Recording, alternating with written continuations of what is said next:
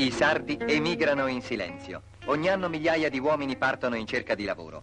La loro emigrazione non è coreografica, non li accompagnano una chitarra e una canzone, ma la benedizione di una madre che rimane nell'isola a piangere e a pregare. Un giorno però ritorneranno. Li aspetta un bimbo. Li aspetta una fidanzata. Li aspetta la Sardegna, dove da molti anni si lavora anche per loro.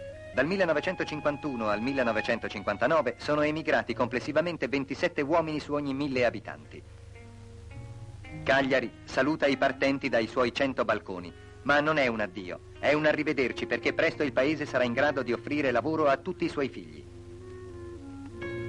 L'onorevole Corrias ci dice: I due rami del Parlamento hanno di recente definitivamente approvato la legge sul piano di rinascita economica e sociale della Sardegna.